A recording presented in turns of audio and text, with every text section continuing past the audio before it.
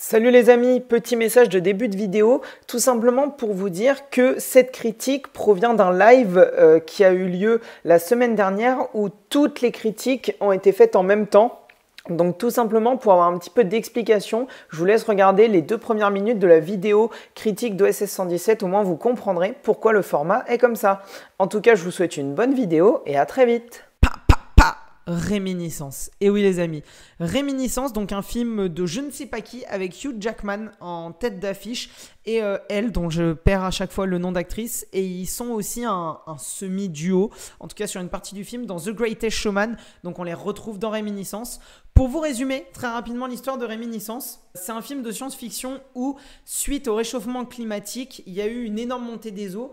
Et maintenant, les villes vivent sur l'eau. Les derniers hommes vivants, après la Grande Guerre, comme il l'appelle, la dernière guerre, vivent sur l'eau, donc tout en haut de certains bâtiments qui n'ont pas encore été noyés, tout en haut de buildings, mais où actuellement, même si c'était le 80e étage à une époque, aujourd'hui, il n'y en a que 5 restants, et donc le bâtiment vit sur 5 étages, ou des bâtiments qui ont été construits sur l'eau, sur d'anciens édifices qui, eux, sont complètement noyés.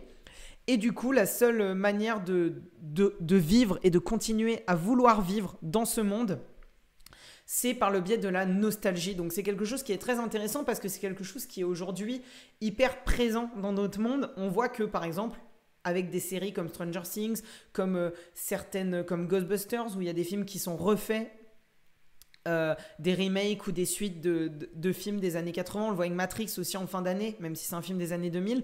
On a vraiment une envie de continuer, ou certains films, même s'ils le font très bien, hein, c'est pas une critique de bien ou mal, hein, c'est juste des exemples. Ready Player One aussi qui le fait beaucoup, ou encore cette année Free Guy un petit peu, aussi dans son style. Ultra. Salut Ultra, comment tu vas l'ami?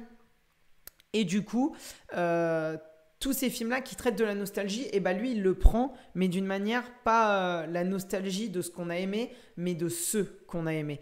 Et en fait, le principe est très simple. Le personnage de Hugh Jackman a une entreprise. Il a une entreprise où en fait, il a pris une machine qui était utilisée pendant la Grande Guerre. En fait, elle permet de faire revivre à des personnes des moments passés, de les faire vivre en réalité virtuelle, j'ai envie de dire, comme dans un rêve, de leur faire repenser à un souvenir et de le vivre en réalité virtuelle. Voilà, c'est un petit peu le principe de la machine. En leur faisant une petite piqûre, les endormant, et ils retournent dans leurs souvenirs. Donc on voit en fait tout le début du film, on le voit 5-6 personnes passer pour nous faire comprendre un petit peu la machine. Donc voilà, on voit par exemple un homme qui utilise le peu de salaire qu'il a pour se remémorer des moments avec son chien qui est sûrement mort durant la Grande Guerre ou mort récemment d'une maladie ou de vieillesse comme la plupart des animaux, et qui était son fidèle acolyte. On voit une femme qui retourne dans le lit avec l'homme qu'elle a toujours aimé et qui a sûrement disparu durant la Grande Guerre, qui est décédé, donc se remémorer son grand amour d'antan qu'elle n'a jamais eu et le vivre en réalité virtuelle. Et du coup se pose durant tout le film la question de à quel moment la réalité, plutôt le rêve, cette réalité virtuelle, mais ce rêve va pas pour certains devenir leur réalité. Et du coup toute cette notion de à quel moment le mensonge devient réalité, à quel moment la nostalgie prend le pas sur la réalité, et justement se morfondre dans le passé n'est pas forcément une solution. Il faut parfois savoir simplement avancer et passer au-dessus de certains événements comme la mort d'un chien ou d'un être aimé durant une grande guerre. Voilà. Et du coup, tout ça, c'est ce que le film aurait pu nous proposer d'intéressant, hein, parce que je pense que jusque-là, je vous l'ai bien vendu. Sauf que le film va se concentrer en fait sur une femme qui va venir une fois, qui va se remémorer un souvenir pour se souvenir d'un objet qu'elle a perdu. Je crois que c'est ses clés d'appartement. Et du coup, elle va se repasser toute sa journée pour retrouver le moment où elle oublie ses clés, puisque la réalité virtuelle de cet appareil va recréer toute l'ambiance, tout l'événement, tout ce qui s'est passé. En fait, ça va puiser au fond du cerveau et se remémorer tout l'événement. Et du coup, le personnage de Hugh Jackman va continuer à rencontrer cette femme jusqu'à en tomber amoureux. Ils vont avoir une relation et du jour au lendemain, cette femme va disparaître sans laisser de traces. Est-elle morte? Est-elle partie volontairement parce qu'elle ne l'aime plus? A-t-elle été kidnappée? Le film va répondre à cette question. Je n'irai pas dans les spoilers parce que j'en ai pas envie, tout simplement parce que je sais que le film n'a pas fait de grandes vu, n'a pas été beaucoup, enfin il a été beaucoup distribué mais peu de personnes l'ont vu. On dirait un épisode de Black Mirror avec les souvenirs grâce à l'appareil. Tout à fait, bah, c'est un petit peu le même principe, hein, complètement, mais étalé sur un film d'1h30 et sur une romance d'1 heure. C'est-à-dire que voilà, le problème du film, c'est que il a une ambition science-fiction et scénaristique qui est démesurée par rapport à ce qui nous parle, parce que au final, on part juste sur une forme de road trip liée aux souvenirs, effectivement, mais néanmoins un road trip, un road movie, où le personnage de Hugh Jackman, dans ce monde post-apocalyptique, néanmoins, et ça c'est sympa, c'est vraiment les décors sur lesquels je veux mettre l'accent, les décors et la musique et l'ambiance sont vraiment folles, un petit peu dans ce style Blade Runner, j'ai envie de dire un petit peu ce style Blade Runner, néon, vieux, ce côté industriel vieillissant, et tout ça sur l'eau, donc du coup des déplacements en bateau, putain, comment ça s'appelle, en perruche, je crois, quelque chose comme ça, enfin bref, en bateau avec une rame, etc., qui servent de taxi d'ailleurs maintenant, enfin c'est vraiment drôle, et juste un train qui traverse l'eau, et du coup tout ça va tourner autour de cette histoire d'amour et de cet amour perdu et recherché. La SF romantique, ça ne marche pas, ça explique le nombre de vues. Exactement, et en fait le problème c'est que le film promet beaucoup de choses en termes de science-fiction, mais ne les exploite pas du tout. Comme je disais, on finit juste sur un road movie dans une belle ambiance, mais un road movie où le personnage de Hugh Jackman va rechercher cette femme jusqu'à savoir ce qui lui est arrivé.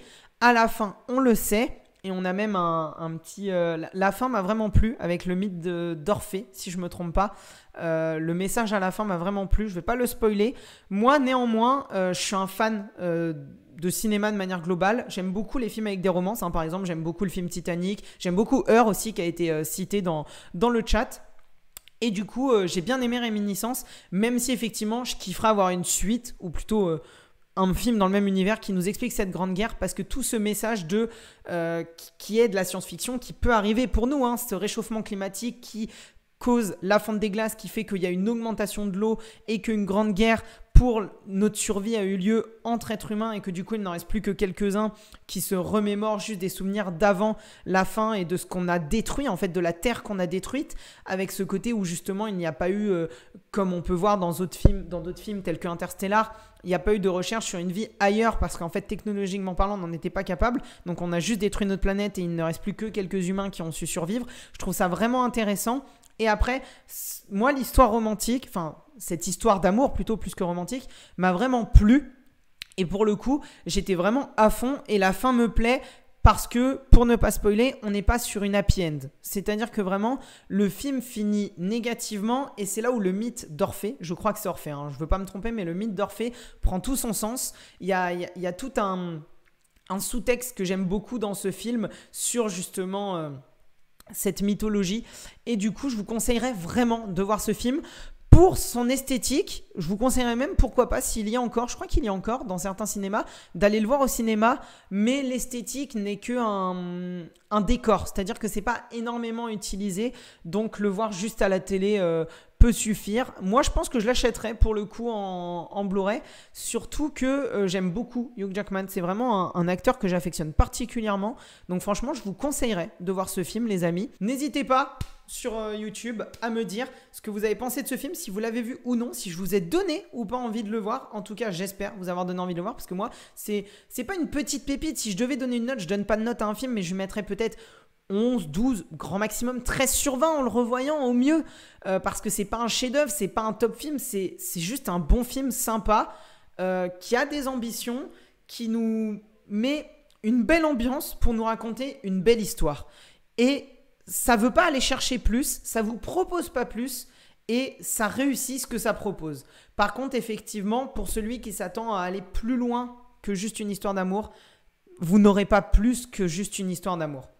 Donc n'hésitez pas, comme vous le voyez juste en haut, ça fait que de se balancer, vous le savez, je fais que de le répéter, le like, l'abonnement, venir me voir sur Twitch comme là actuellement, c'est vraiment sympa les amis, à vous abonner sur Twitch et sur YouTube. On ne fait pas que des films, que des live cinéma, je veux dire on fait un petit peu de gaming aussi, de jeux vidéo, à me suivre sur mes différents réseaux sociaux, et du coup à me dire, comme je viens de vous le dire à l'instant, je fais que de me répéter, c'est pas grave, mais en commentaire de me dire ce que vous avez pensé de ce film si vous l'avez vu et si vous avez envie de le voir.